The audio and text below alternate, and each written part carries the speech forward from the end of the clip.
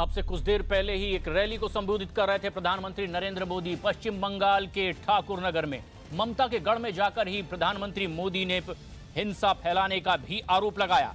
साथ ही कहा कि कर्ज माफी के नाम पर वोट वसूलने की सियासत विपक्ष कर रहा है।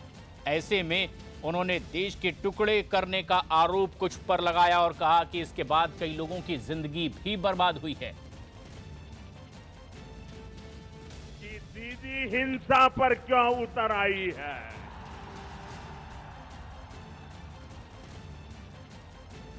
ये आपका प्यार है जिसके डर के कारण लोकतंत्र का बचाव के नाटक करने वाले लोग निर्दोष लोगों की हत्या करने पर तुले हुए हैं।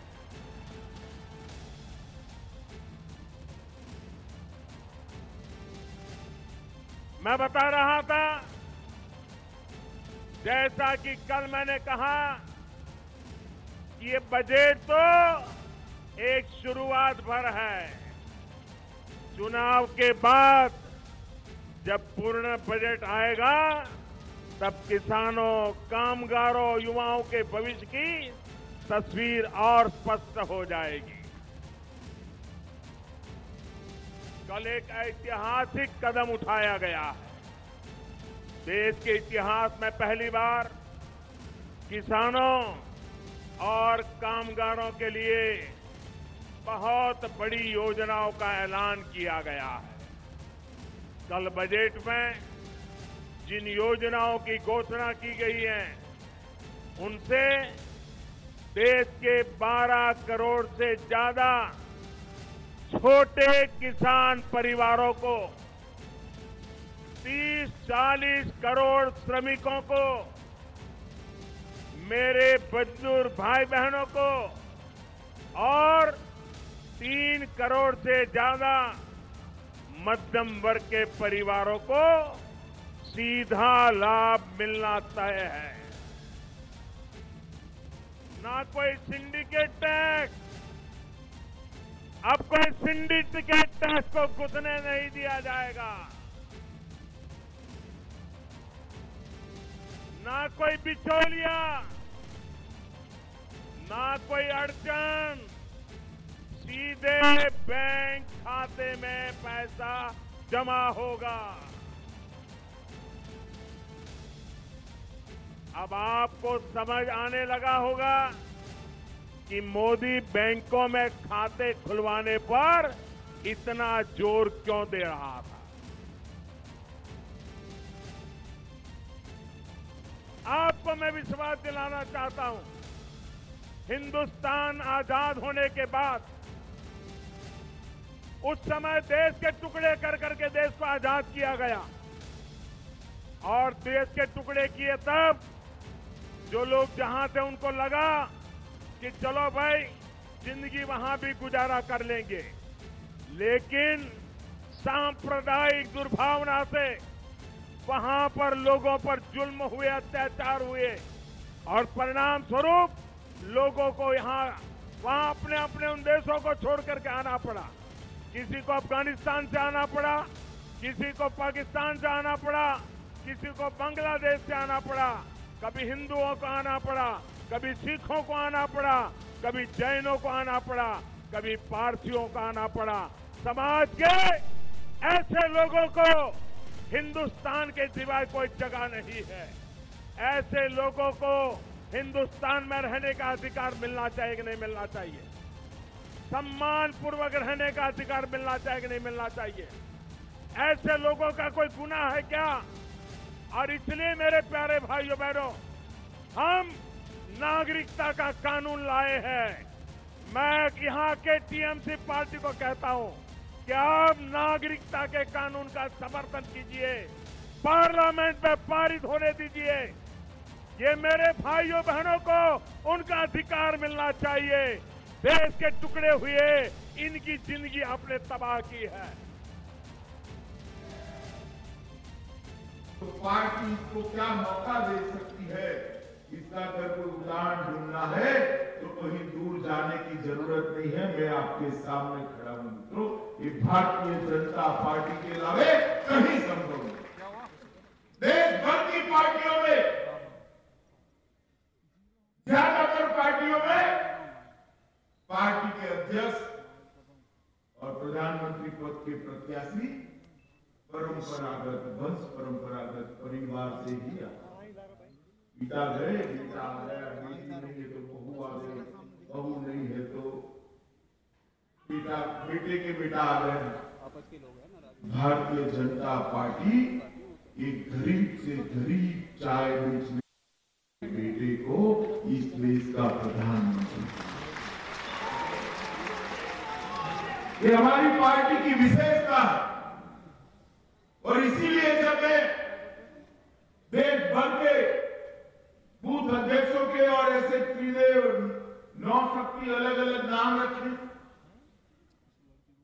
बूथ पर काम करने वाले कार्यकर्ताओं के सम्मेलन में जाता हूं, तब कहता हूं कि बाकी सारी पार्टियां भले अपने नेताओं के आधार पर चुनाव जीतती होगी, भारतीय जनता पार्टी की चुनाव जीतने का आधार बूथ पर खड़ा हुआ भारतीय जनता पार्टी का कार्यकर्ता।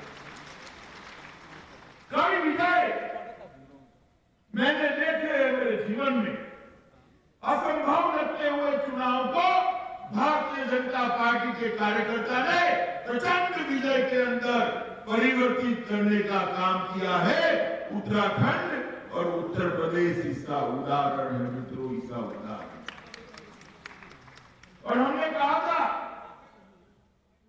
जब उत्तराखंड के अंदर चुनाव की तैयारी के लिए मैं 2 दिन आया था, तब इस देवभूमि के मतदाताओं को हमने कहा था कि एक बार पूर्ण बहुमत की भारतीय जनता पार्टी की सरकार बनाइए, नरेंद्र मोदी जी की केंद्र की सरकार और उत्तराखंड की भाजपा सरकार, ये डबल इंजन का ग्रोथ, ये देवभूमि को मॉडल राज्य बनाकर देगा। और मुझे कहने में कोई दिक्कत नहीं है, 1 साल के भीतर भीतर मोदी जी की सरकार तो थी ही, और यहां भाई त्रिवेंद्र सिंह की सरकार बनी। ये दोनों सरकारों ने फास्ट ट्रैक पर उत्तराखंड के विकास को आगे बढ़ाने का काम किया। उत्तराखंड मोदी जी की प्रायोरिटी। मित्रों, देश भर के, दुनिया भर के श्रद्धावान लोग यहां 4 धाम की यात्रा के लिए आते हैं। मोदी जी की केंद्र की सरकार और उत्तराखंड की भाजपा सरकार, ये डबल इंजन का ग्रोथ, ये देवभूमि को मॉडल राज्य बनाकर देगा। और मुझे कहने में कोई दिक्कत नहीं है, 1 साल के भीतर भीतर मोदी जी की सरकार तो थी ही, और यहां भाई त्रिवेंद्र सिंह की सरकार बनी। ये दोनों सरकारों ने फास्ट ट्रैक पर उत्तराखंड के विकास को आगे बढ़ाने का काम किया। उत्तराखंड मोदी जी की प्रायोरिटी। मित्रों, देश भर के, दुनिया भर के श्रद्धावान लोग यहां 4 धाम की यात्रा के लिए आते हैं, और उसमें कठिन से कठिन यात्रा केदारनाथ की होती है। मैं आज इस मंच पर से दुनिया भर के लोगों को कहना चाहता हूं, 1 साल के बाद केदारनाथ में भोले बाबा के दर्शन करने आइए, आपको बदला हुआ केदारनाथ दिखाई पड़ेगा, एक आपकी कल्पना का केदारनाथ। प्रधानमंत्री जी ने अपने विजन से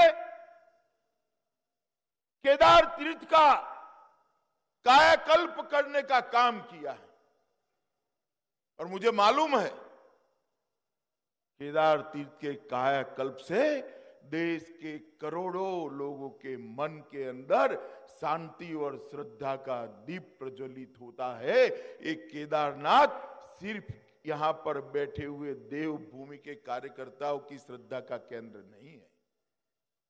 दुनिया भर में फैले हुए भारतीय और कश्मीर से कन्याकुमारी और कामरूप से लेकर कच्छ तक फैले हुए ये विशाल देश का श्रद्धा केंद्र ये केदारनाथ और बद्री धाम है। इसका कायाकल्प करने का काम भारतीय जनता पार्टी की सरकार ने किया।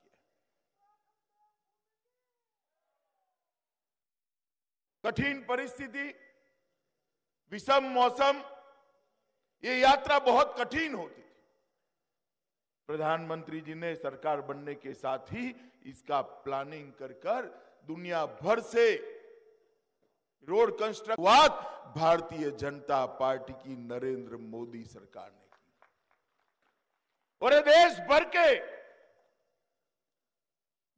भर के यात्रा के लिए आने वाले श्रद्धालुओं के लिए बड़े सुकून और शांति का समाचार, कोई दुर्घटना नहीं होगी। कैसे भी मौसम हो आप आराम से वहां पहुंच सकते हो। इस प्रकार का रोड बनने का काम ये भारतीय जनता पार्टी की सरकार ने किया। मित्रों, मोदी सरकार और त्रिवेंद्र रावत की सरकार ने उत्तराखंड के समाज जीवन के हर क्षेत्र के अंदर, हर वर्ग के लिए और हर गांव के लिए कुछ न कुछ करने का प्रयास ये 1 साल के अल्पकाल के अंदर किया है। और सबसे बड़ा काम अगर त्रिवेंद्र रावत सरकार ने किया है, मैं मंच पर से त्रिवेंद्र रावत जी को साधुवाद देना चाहता हूं कि उन्होंने भ्रष्टाचार को उत्तराखंड से उखाड़ कर फेंक देने का काम ये भारतीय जनता पार्टी की सरकार ने। मित्रों, अभी आपने कल प्रधानमंत्री जी जो बजट लेकर आए, वित्त मंत्री पीयूष गोयल जी ने जो बजट को लोकसभा के सामने रखा, इसको सबने सुना हुआ था। मगर आपने एक बात नहीं देखी होगी, जोश में बोलने वाले के चेहरों पर कल हवाइयां उड़ रही थी, हवाइयां उड़ रही। मेरी तो समझ में नहीं आया चेहरा क्यों इतना उतरा हुआ था। आप हंस नहीं पाते थे।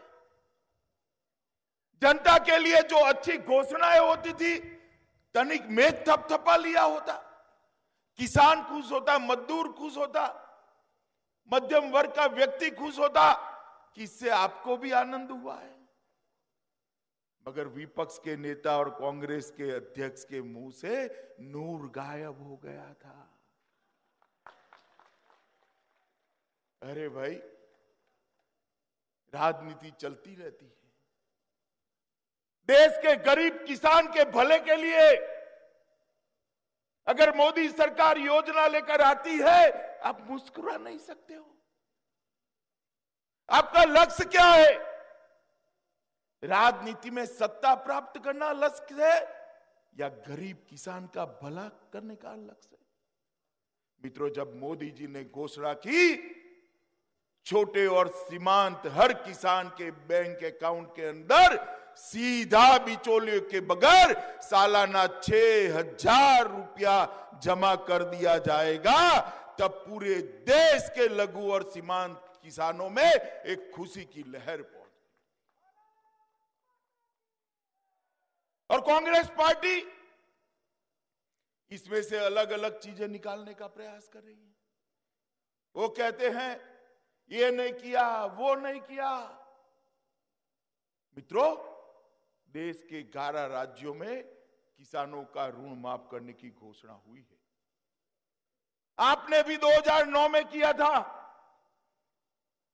57,000 करोड़ रुपया का ऋण माफ हुआ था। जरा जोर से बोलो कितना, और जोर से बोलो कितना। और 3 करोड़ किसानों का हुआ था। कितना? जोर से बोलो कितना। ये घोषणा जो मोदी जी ने की है, 75,000 करोड़ रुपया किसानों को मिलने वाला है। और 12 करोड़ किसानों को इसका फायदा मिलने वाला है। कई ऐसे किसान है जो ऋण ही नहीं लेते, ऋण उनको मिलता नहीं। गांव में से किसी के पास से पैसा उधारी पर लेकर अपनी इनपुट्स के लिए, बीज के लिए, खाद के लिए, मजदूर को लेने के लिए पैसा उठाते। ऋण माफी से उनका भला नहीं होने वाला है। हर सीजन के पहले मोदी जी जो पैसा भेजेंगे उससे ऋण ही न लेना पड़े उसको, इस प्रकार की व्यवस्था छोटे और सीमांत किसान की ये भारतीय जनता पार्टी की नरेंद्र मोदी सरकार ने। मैं इस मंच पर से भारतीय जनता पार्टी की ओर से देश के प्रधानमंत्री को हृदय से साधुवाद देना चाहता हूं